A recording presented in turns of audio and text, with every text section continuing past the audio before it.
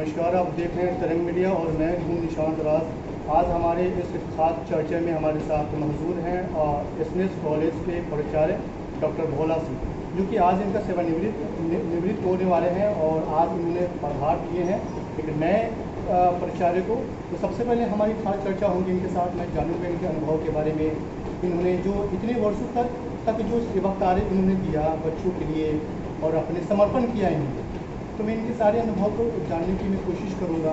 तो सर, सबसे पहले आपका बहुत बहुत स्वागत है तरंग मीडिया में। और मैं जानना चाह रहा हूँ सर कि आपका प्राथमिकता कॉलेज में पहले क्या थी जब आपने शुरुआत की? सबसे पहले बच्चों को डिसिप्लिन और क्लास शुरू में आए तो बच्चों को खैर डिसिप्लिन नहीं थे और उस समय बहुत क्लास चलता था, फिर भी समय पर आना, समय पर घंटी बजवाना, सब देखना।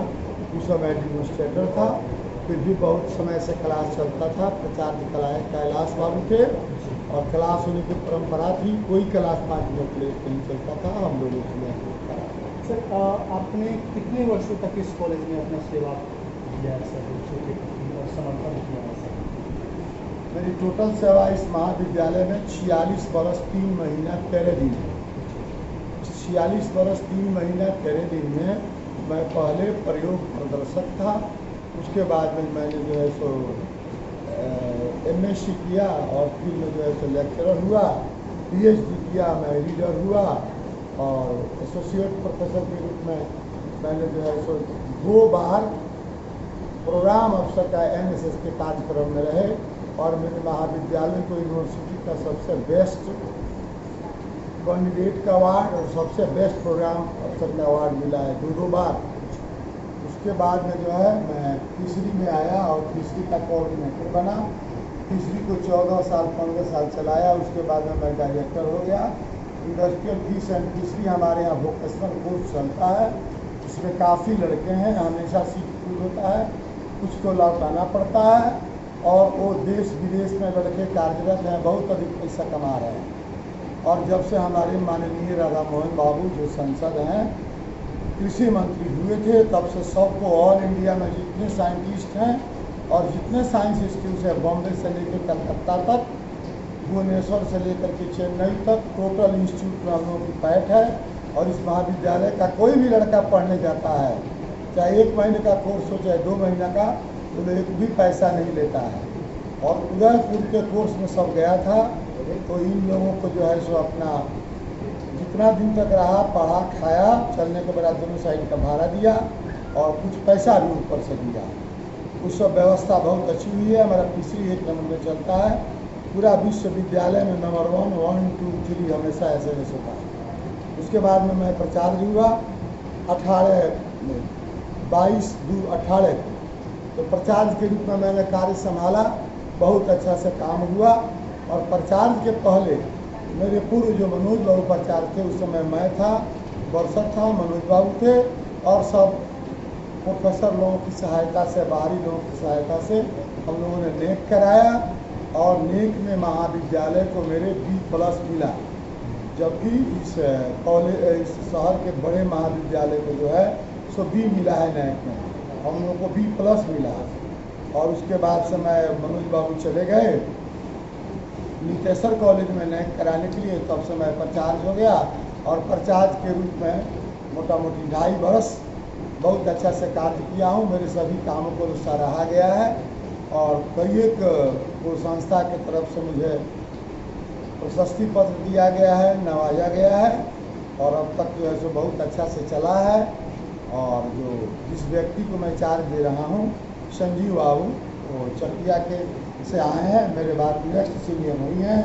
मैं यूनिवर्सिटी के आदेश से और रजिस्ट्रार के टेलीफोनिक वार्तालाप के बाद मैं उनको चार्ज दे रहा हूँ। उम्मीद है कि बहुत अच्छा से वो कॉलेज को चलाएंगे। SNS कॉलेज हमेशा विवाद में कभी नहीं रहा है और कॉलेज की अपेक्षा यहाँ पर शांति रही है। आज भी बच्चा लोग टीचर का गोड़ छूता है, बहुत अच्छा से क्लास चलता है, बहुत इज्जत मिलता है। इसी प्रकार का कोई हाला हंगामा किस मुकाबला नहीं हुआ, आगे भी ऐसा ही रहेगा, मैं उम्मीद करता हूँ। तो मेरा अगला प्रश्न है, क्योंकि हम लोग चर्चा भी जारी रहेगी। सर, आपने बताया कि काफ़ी वर्षों तक आपने सेवा इस कॉलेज में दिया है और 2018 में प्राचार्य के पद भी संभाला। 2 वर्ष आपने काफ़ी जिम्मेदारी के साथ निभाया। बेहतरीन आपकी कॉलेज भी रही है और वर्तमान भी आप प्रेजेंट में रही है। तो सर बताएं, अगर आप प्रचार में शिक्षक के रूप में प्रचार ना होते तो फिर क्या होते? कुछ अपना बचपन की अपना जो कुछ विचार था प्रचार ना होते तो किस पद पर होते? अगर किस पद पर होते तो फिर आपका अनुभव क्या कहता उसमें, ये हम समझ। आप मेरे अनुभव के बारे में जहाँ तक कहते हैं तो कोई भी पढ़ाने वाला जो टीचर है, सही में टीचर है, वो कोई भी बड़ा पद पाना नहीं चाहता, इसलिए कि टीचर से बड़ा कोई पद दुनिया में है ही नहीं है। और स्वदेशे पूज्यते राजा विद्वानम विद्वानम सर्वत्र पूज्यते। राजा और मंत्री की पूजा देश में होती है, विद्वानों की पूजा देश विदेश में होती है। मैं केवल फिशरी पढ़ाना चाहता था, जूलॉजी पढ़ाना चाहता था, मेरे चलते यहाँ पर जूलॉजी में ऑनर्स हुआ। 16 सीट मिल रहा था, प्रमोद बाबू आए कहे कि भोला है कि चला लेगा, 32 सीट दिए, फिर 32 से 64 हुआ, 64 से 128 हुआ, और आज मेरे विद्यालय में जूलॉजी ऑनर्स में अनगिनत एडमिशन होता है। और फिशरी में टीचर था, टीचर रहता। और जहाँ तक आप कहते हैं प्रचार की बात, तो कॉलेज यूनिवर्सिटी की भी मजबूरी थी, क्योंकि मैं सबसे सीनियर टीचर था, यूनिवर्सिटी को बनाना था। तो मेरे पीछे में लोगों ने कहा, 4-5 गो बड़े बड़े प्रचार और यूनिवर्सिटी के ऑफिसर, कि भोला को छोड़ करके कोई नहीं चला सकता है कॉलेज में। तो हमको जो पीछे में थे अमरेंद्र बाबू, बहुत यशस्वी थे, वाइस चांसलर, हमको बुलाए और मैं उनके साथ पीजी में रहा हूँ, पीजी किया हूँ। वो मेरे सीनियर कलीग रहे हैं।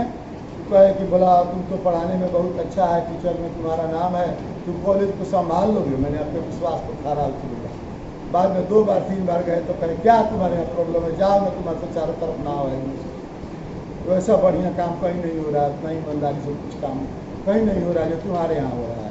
तो हमको सबों ने सहयोग दिया, जिसको मैं डांटा था, फटकारा था, जो मेरे स्टाफ थे, वो लोगों ने मुझे भरपूर सहयोग दिया और हमेशा मेरा महाविद्यालय अग्रणी रहा।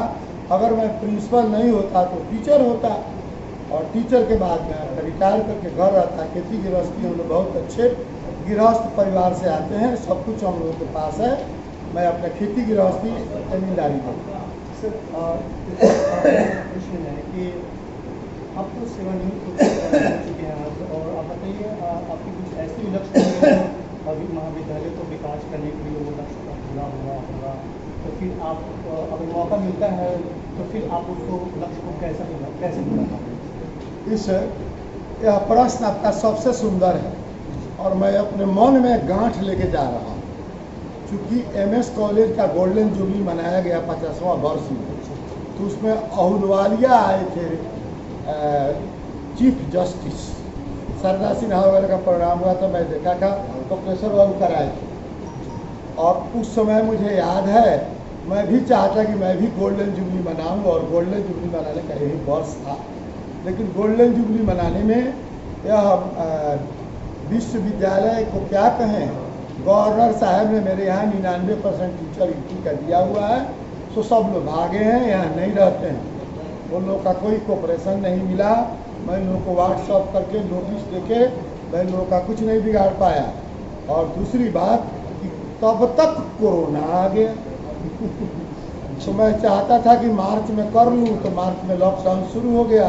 तो मैं यहाँ बहुत बड़ा अपने मन में घाव लेके जा रहा हूँ कि मैं जो है सो अपने कॉलेज का गोल्डन जुबली नहीं मनाया। लेकिन थोड़ा भी समय मिलेगा, संजीव बाबू मनाना चाहेंगे, तो कॉलेज में इतना ना पैसा है कि शायद विश्वविद्यालय में किसी कॉलेज के पास पैसा 2 करोड़ से ऊपर कॉलेज के निजी फंड में है, 2 करोड़ रूसा में भी आया है, बहुत है, मैं बता नहीं सकता।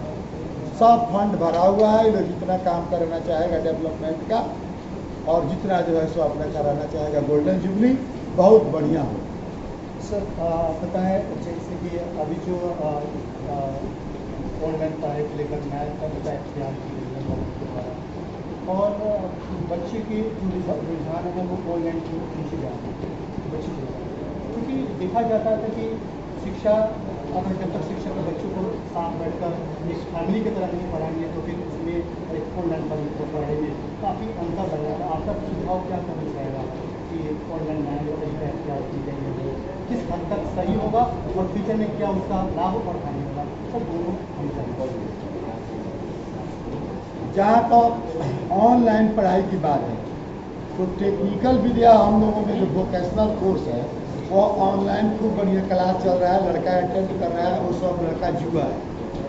मेरी क्लास होता है आती है और उन्हें लगती है कि वो समझ नहीं पा रहे हैं। तो ऑनलाइन जो क्लास चल रहा है ये सरकार की थोड़ी सी समझ की भ्रम है। क्या भ्रम है? अब तक सरकार बूझ रही है कि कॉलेज में 100% लड़के आते हैं, 100% क्लास चलते हैं, यह भ्रम है। कॉलेज में लड़के 25% आते हैं, 30% आते हैं। अगर सरकार अलाउ कर दे कि हर क्लास में 4-4 फीट की दूरी बना के बैठेंगे तो 20 को 25 को लड़के आएंगे, टीचर भी रहेंगे और रेगुलर क्लास होगा, सामने सामने पढ़ाएंगे, एक गुरु शिष्य का रिश्ता बनेगा और उस माध्यम से बहुत अच्छा होगा। यह मैं अपनी राय दिया हूँ। बाकी जैसा सरकार चाहेगी वैसे सरकार अपना करेगी, लेकिन अगर उस तरह से कर दिया जाता है तो कम ही लड़के आते हैं। भविष्य में इसका लाभ और हानि के सर बताएं, बच्चों के ऊपर क्या प्रभाव पड़ेगा? देखिए, लाभ और हानि जो है आज के डेट में क्लास करके परीक्षा कराना एक रूटीन रह गया है। बहुत ज़्यादा लड़का है, गार्ड कम है, किसी ऐसे तैसे परीक्षा करा करके ऐसे तैसे कॉपी देख के रिजल्ट निकाल दिया जाता है, बच्चा लोग डिग्री लेता है, नौकरी के लिए करवाता है। तो लाभ और इस सब समाज के लोगों को सोचना है। और बिहार तो जो है सब प्रयोगों में चला गया, ऐसे कोर्स नहीं, ऐसे कोर्स, ऐसे कोर्स नहीं, ऐसे कोर्स। फिर भी मैं आपको बता दूं कि ऑनलाइन में जो एडल्ट लड़के हैं BC और तीसरी के वोकेशनल के वो 100% लाभान्वित हो रहे हैं। जहाँ दिक्कत होती है लोग हमसे फोन पर पूछता है बताए। सर, कोरोना काल में जो जिस तरह से लॉकडाउन लागू की गई है, बार बार लॉकडाउन लागू की जा रही है, तो इसमें आप काफ़ी बिजी शेड्यूल से चल रहे हैं, तो आप कोरोना काल में घर पर अपना समय कैसे स्पेंड कर रहे हैं? इतनी काफ़ी बिजी शेड्यूल है, बच्चों के प्रति या फिर काफ़ी जिम्मेदारियाँ भी रहती है अपने छात्रों के प्रति, तो फिर कैसे समय आप निकालें? इसकी बात में बचना ही चाहिए, हर आदमी को घर में रहना चाहिए। आप जिंदा रहिएगा, स्वस्थ रहिएगा तब न डॉक्टर, इंजीनियर, विद्वान और नेता या कुछ भी बनेगा। तो इस समय निकल करके गंदगी में, हवा में, वायु में बीमारी से जो है सो लग जाना और काल के गाल में झोंका जाना। यह पूरा विश्व पर काल सर्प युग चल रहा है।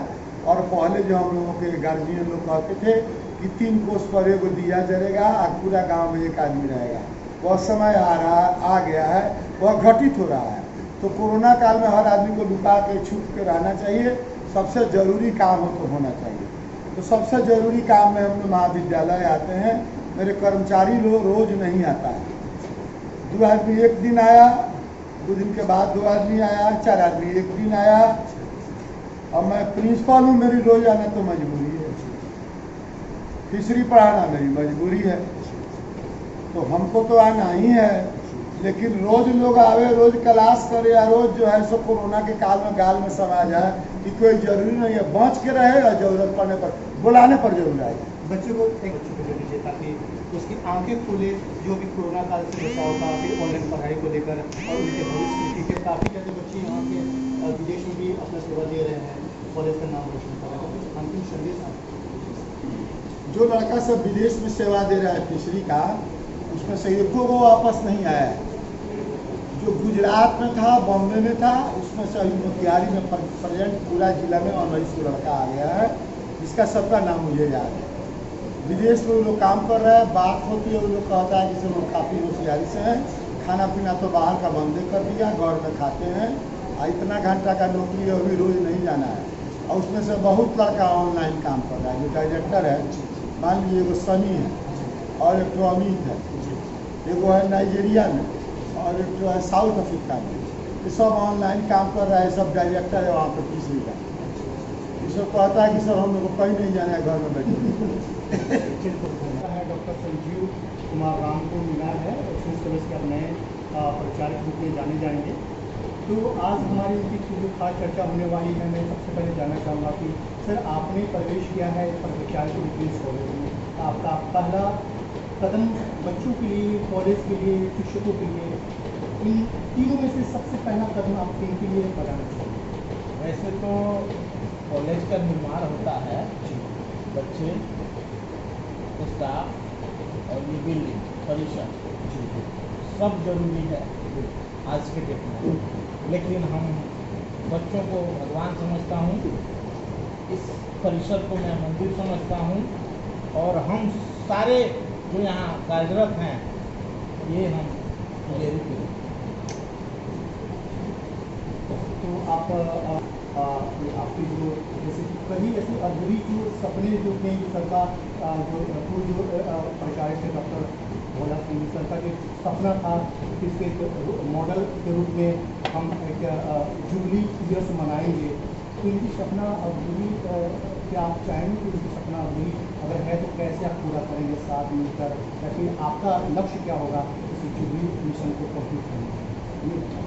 सर, समझा जाए कि सर का सपना मेरा सपना, और मेरे वो मार्गदर्शक हैं, उन्होंने जो सीमा निर्धारित कर दिया है कॉलेज के विकास के लिए, बच्चों के विकास के लिए, शैक्षणिक माहौल बनाने के लिए, वो मैं अपने आप को लगा दूंगा।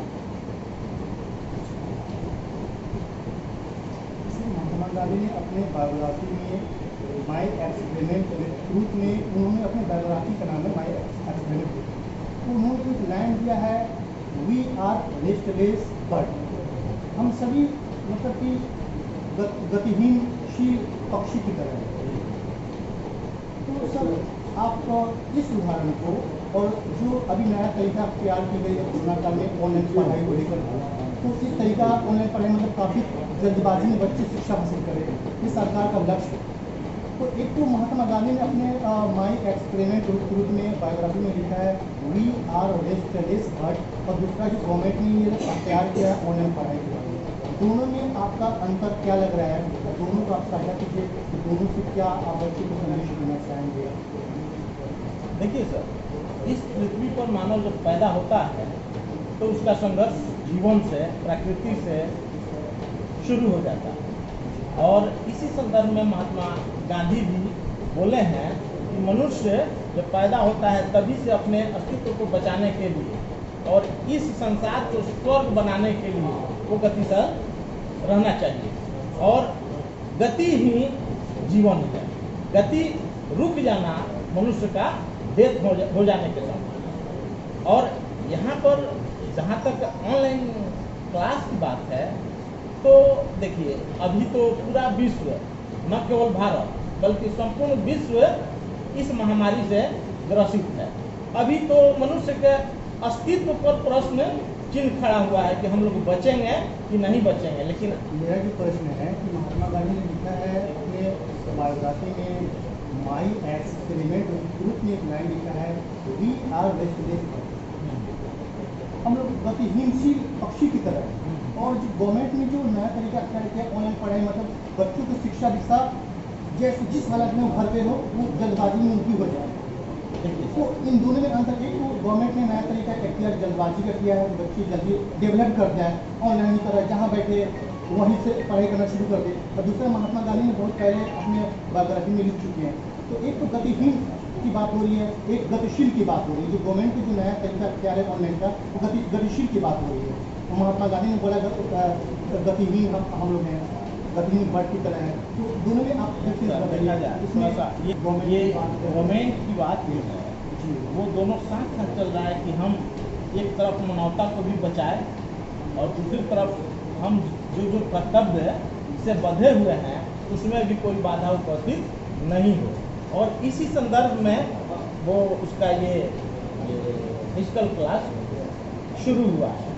अब जो सही सामने जो आया उसी को लेकर के गवर्नमेंट एक कदम आगे बढ़ गई है, और उसका सहयोग देना हम सभी लोगों का कर्तव्य है।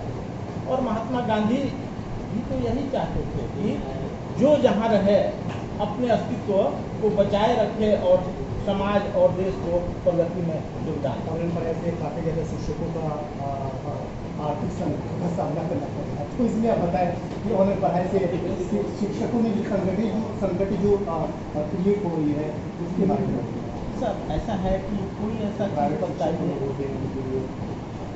ये तो देश पूरे विश्व में संकट का समय है। इसमें तो जग जाहिर है, कहने की बात नहीं है कि फला व्यक्ति संकट से ग्रसित है। बल्कि सच्चाई ये है कि हम सभी संकट से जूझ रहे हैं। अस्तित्व बचाने की बात चल रही है और उसमें जितना जिसको प्रयास करना चाहिए अपने को सुरक्षित रखते हुए वो कर रहे हैं। उसी में ऑनलाइन क्लासेस भी हैं कि बच्चे भी गतिशील रहें, पठन पाठन से दूर नहीं रहें, शिक्षक भी रहें तो फ्रस्ट्रेट नहीं हो, कम से कम घर पर ही अपने को पढ़ें और वो डिजिटल मीडिया के तरफ से डिजिटल संसाधनों के द्वारा बच्चों को भी उसका लाभ हो। सर इससे पहले आप किस कॉलेज में सेवा दे रहे थे और किस पर्पज से? जी, इसके पहले मेरी सबसे पहले नियुक्ति 1996 में व्याख्याता के रूप में जेएस कॉलेज चंदौली में। वहाँ से 2001 को मेरा स्थानांतरण रामसेवक सिंह महिला महाविद्यालय सीतामढ़ी। फिर वहाँ से मेरा डिप्टेशन चकिया हुआ और वहाँ से चकिया से मैं यहाँ वर्तमान में एक शिक्षक के रूप में अपने योगदान दिया। इससे पूर्व जो आप कॉलेज में थे सर, तो उसमें कुछ ऐसा मिशन होगा जिसमें उस मिशन को पूरा करने के लिए काफ़ी कड़ी मेहनत करनी पड़ी होगी, तो और जब वो मेहनत का फल हासिल हुआ होगा तो आप किस तरह का अनुभव आपको मेहनत करनी पड़ी होगी आपको? हम लोग जेएस कॉलेज चंदौली में 4 टीचर ज्वाइन किए, तो उस वक्त जाने के लिए वहाँ रोड भी नहीं था और बसें भी नहीं। 6 माह वो पानी में डूबा रहता था। कॉलेज कैंपस में ही हम लोग रहते थे और बाजार जाना होता था तो नाव से जाते थे बाजार। और वैसी विकट परिस्थिति में हम लोगों ने पठन पाठन वहाँ जो शुरू किए, वो यही मिशन था कि इसको हम लोग शहर में जो गुणवत्तापूर्ण शिक्षा दी जाती है उसको हम लोग वहाँ दें, और हम लोगों ने इस काम को बखूबी निभाया। बचपन से अनुभव में देना चाहूँगा कि अगर आप वर्तमान में प्रचार के रूप में अगर नहीं आते न होते तो क्या होते? कुछ बताएं। अगर किसी और भी पद पर होते तो फिर उसमें क्या आप करते? बचपन से ही मेरा शौक था पठन पाठन, उच्च शिक्षा प्राप्त करना और बच्चों को पढ़ाना, और ईश्वर ने मेरी सुन ली, मुझे उस काबिल बना दिया। मैं आज आपके सामने हूँ एक शिक्षक के रूप में। यदि मैं नहीं होता, हमारी नौकरी नहीं होती, तो मैं समाज सेवा करता। कॉलेज में सर अभी कुछ कमी है वर्तमान कॉलेज में कुछ कमी वगैरह, और आपका पहला कदम विकास करने के लिए किस पर होगी? पहला कदम किस कमी को पूरा करना? ये तो मैंने कॉलेज का शहर का पुराना कॉलेज है और यहाँ मैं नया आया हूँ। अभी सबसे प्राथमिकता हमारी ये है, जो देख रहा हूँ कि सारे स्टूडेंट आते नहीं हैं वर्तमान, ये हमको सबसे ज़्यादा कमी दिखाई दे रही है। और मेरा प्रयास यही रहेगा कि सारे बच्चों को मैं बुलाऊं और उनको ढंग से शिक्षा की व्यवस्था करें। महात्मा गांधी बोलते हैं कि रेस्टलेस वर्ड है, मतलब कि हम लोग लेजी हो गए हैं, लेजी की तरह ऑनलाइन गवर्नमेंट में लगाते मोबाइल पर बच्चे लोग घर से ही पढ़ रहे हैं। तो कॉलेज की बारे में बच्चे लोग तो घर पर मोबाइल पर ऑनलाइन पढ़ाई कर रहे हैं बच्चे लोग। तो ये तो महात्मा गांधी ने बहुत पहले अपना बायोग्राफी में माई एक्सपेरिमेंट में कह दिए हैं कि वी आर रेस्टलेस वर्ड, इधर गवर्नमेंट ने नया तरीका अख्तियार किया है। तो इसमें आपको सर अभी तो बात आ गई कि बिल्कुल बच्चे कॉलेज नहीं आना चाहते हैं, वो घर पर बैठकर हर चीज़ करना चाहते हैं, पढ़ाई से लेकर एग्ज़ाम की तैयारी भी करना चाहते हैं। तो सर आप बताएं सर, अभी जो कमी लग रहा है कि बच्चे स्कूल नहीं आ रहे हैं, और मैंने बोला विकास क्या करेंगे आप कॉलेज का? कुछ ऐसी कमी तो दिखता होगा जिसको विकास करने के लिए आपने, क्योंकि जब प्रवेश किए होंगे तो कुछ ना कुछ कमी दिख रहा है। तो कौन ऐसी कमी है जिसको आप पूरा करने के लिए पूरा मेहनत लगाएंगे आप पूरा जोश के साथ? दुनिया तो बहुत है, सबसे बड़ी कमी तो दिखाई दे रही है कि सारा रूम मेरा चू रहा है, एस्बेस्टस फूटा हुआ है। आज एग्जामिनेशन शुरू हो तो बच्चों को बैठने की जगह नहीं, बिल्डिंग बहुत पुरानी है, और इसके अलावा कई हमारे वोकेशनल कोर्सेज चल रहे हैं, तो स्ट्रेंथ की कमी यहाँ नहीं है। इसलिए मेरी पहली प्राथमिकता होगी कि कम से कम बैठने की व्यवस्था किया जाए। जो चू रहा है रूम, उसको ठीक किया जाए। दूसरा कि बच्चे घर से आए और विद्यालय प्रेजेंट हो, ठीक है ना? तो सर आप बताएं, बच्चे तो एकदम लेजी हो चुके हैं ऑनलाइन की वजह से, तो आपको बताया, आपको बच्चों को कॉलेज के फिर से रास्ता दिखाने के लिए, जो महात्मा गांधी ने बहुत पहले अपने बायोग्राफी में लिख चुके हैं, तो कॉलेज के फिर से रास्ता दिखाने के लिए आप क्या करेंगे? बच्चों को क्या, किस दिशा में आप उनको समझाएंगे ताकि बच्चे आपकी बातों से प्रभावित होकर वो कॉलेज का रास्ता? प्रधानमंत्री का एक बहुत अच्छा प्रोग्राम है डिजिटल इंडिया। हर क्षेत्र में वो इलेक्ट्रॉनिक संसाधनों का प्रयोग करना चाहते हैं। यदि उनकी नई शिक्षा नीति भी इसी सिलसिले में अभी आई है। हाँ, तो ऐसा है कि जहाँ हमारे माने जो हैं वो पढ़ते रहें। अभी नई शिक्षा में है, उसमें फेल शब्द की कोई बात नहीं है। दूसरी बात है कि जो 4 साल का कोर्स है, यदि 1 साल भी बच्चा पढ़ लिया तो उसको 1 साल का पढ़ने का सर्टिफिकेट दिया जाएगा। तो इस तरह सरकार का, हम लोग सरकारी कर्मचारी हैं, ये सरकारी संस्था है और हम लोगों को अपना कुछ नहीं है, सरकार के निर्देशों के अनुसार चलना है। तो जैसा जैसा गवर्नमेंट का निर्देश होगा, विश्वविद्यालय का निर्देश होगा, हम लोग उसका सरकार के सर डॉक्टर भोला सिंह, उन्होंने सर एक बहुत अच्छी बात बताया कि शेड्यूल जो होनी चाहिए टीचरों की या फिर स्टाफ की, वो शेड्यूल नहीं है। और आप शेड्यूल कराने के लिए, क्योंकि अगर टीचर ही या फिर जो स्टाफ अगर शेड्यूल नहीं रहेंगे तो बच्चे को शेड्यूल नहीं रहेंगे, तो शेड्यूल करने के लिए आप क्या करना चाहिए? ऐसा है, अभी ये कोरोना काल, इसमें शेड्यूल देखना और लोगों को नियम में बांधना बेमानी है। अभी सभी अपने मैंने कर्तव्य का निर्वहन जहाँ है वहीं से कर रहे हैं। ठीक है, अभी बाढ़ भी आई हुई है, तो क्या करेंगे सर? वैसे तो सारा चीज़ के लिए क्या करना चाहिए? सारा चीज़ कंप्लीट हो जाएगा। निश्चित शेड्यूल से हम लोग काम करेंगे, स्टाफ उनका पढ़ाएंगे और जो भी उसमें कमियां नजर आएंगी उसको दूर करने का भरसक प्रयास। सर ने और चीज़ बताया था कि जो यूनिवर्सिटी, बिहार यूनिवर्सिटी है, उससे कई गुना मतलब काफ़ी ज़्यादा इस कॉलेज में पैसा सेव है, मतलब रखा हुआ है, एक फंड के रूप में रखा गया है 2 करोड़ से ज़्यादा पैसे।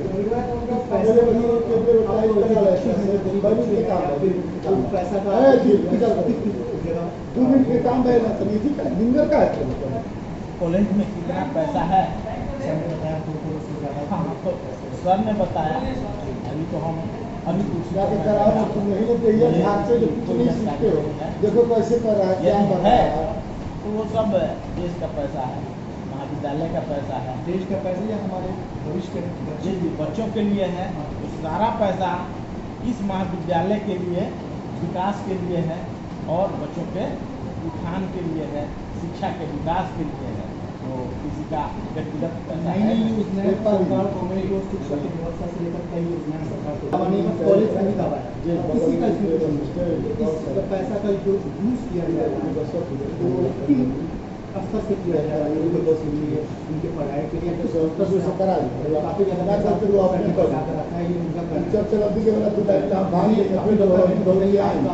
पैसा का सही इस्तेमाल किस तरह का है? यह गवर्नमेंट कॉलेज, यहाँ सब तरह के स्टूडेंट की सरकार की व्यवस्था की हुई है, कॉलेज की तरफ से भी व्यवस्था है।